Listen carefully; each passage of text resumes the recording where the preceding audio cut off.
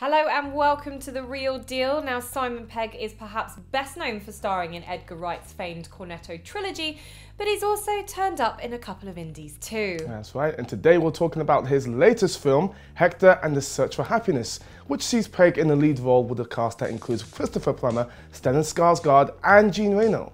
Our thoughts to follow after the trailer. How many of us can recall that childhood moment when we experienced happiness as a state of being? When everything in our world was all right. Welcome, you stupid!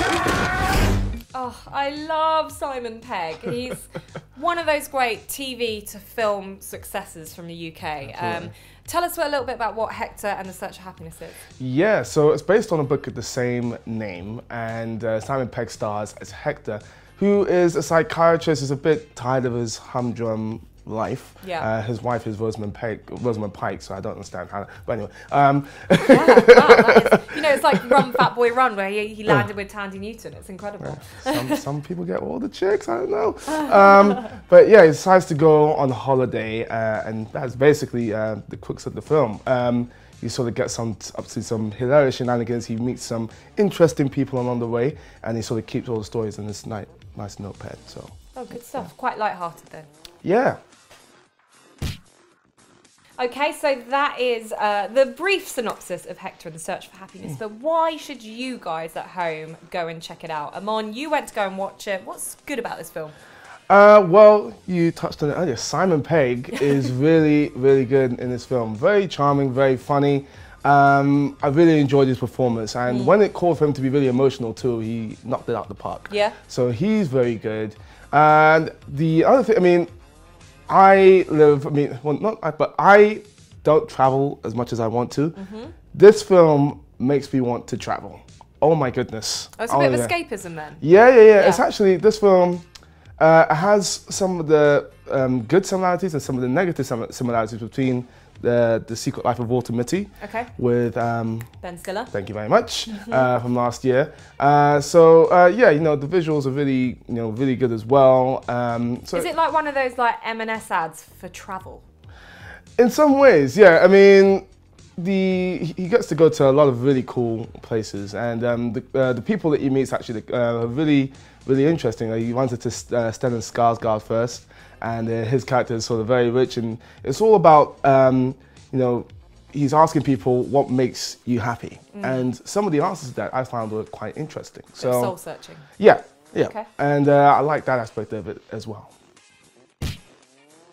Okay, so we've heard the good things. There are a few good things about this film. It doesn't jump out at me as something that I would rush to the cinema to go watch. What doesn't quite work in this film? Yeah, I feel exactly the same way as you do.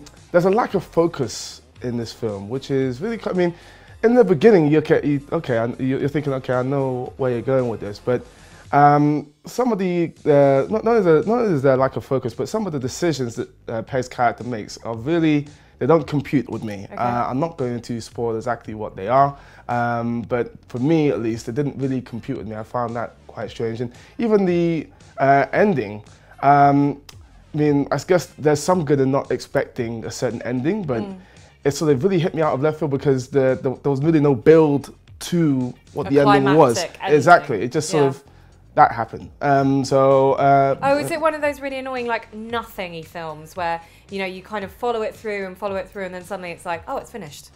No, I wouldn't say that. I'm just saying that the ending, the ending, the reason why the ending sort of didn't quite work for me is because it dealt a lot with Rosamund Pike's character, but up until that point, Rosamund Pike had been sidelined quite a bit. And because the sort of ending sort of dealt with that particular relationship between Simon Pegg and Rosamund Pike's characters, there was no build up to that, and I wasn't expecting that ending. So that didn't quite work for me. Okay, well, that sounds quite fair enough as a point to make. For me personally, it would probably be a negative that Rosamund Pike's in this film. I'm not a massive fan of her, but anyway, that is, I find her pretty bland. But, there's loads of people out there who love her, so that is the bad. Let's find out what the real deal is. Okay, so we've had quite a fair argument between what's good and what's bad about this film. It's one of those indies that you might not necessarily run to the cinema to watch. However, there are plenty of reasons why, if you are interested in just seeing something a little bit different, why you should go and watch this film. Amon, just give us the real deal and your star rating, of course. Well, I'll start with the star rating. I'm giving it 3 stars. It's a solid film. Simon Pegg is really, really good in it. If you're a fan of Simon Pegg, definitely you'll find a lot to love about this film. He's really, really good. And if you've been wanting to travel more and you need some motivation, this will do that for sure. Literally, I want to get on the plane. It's like what Chef did for food. Yes. Oh my goodness. Yeah, I want to get on the plane after this film, like immediately. So there's that too. For me, it's got the lack of focus and sort of the underuse of certain characters and the certain decisions that the characters makes didn't quite work for me. But you know, 3 stars is still a recommendation from us. It's a solid film. Hey, I'm in Africa. Hi, boys.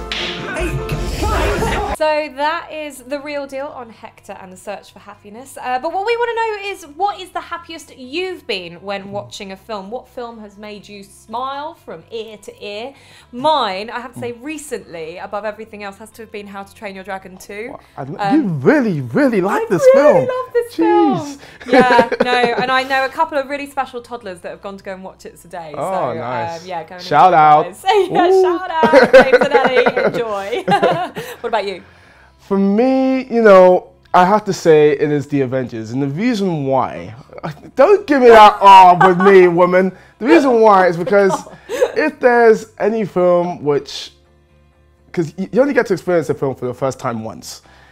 If I could go back and watch a film for the first time again, it would be the Avengers. I mean, there's certain moments out there which just, the excitement inside me, I can't quite quantify, I can't quite explain it in words, but I mean, for me as well, just to underline that, I've been doing this for a while now.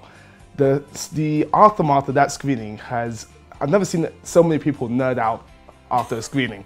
Everyone was just in like a nerd heaven.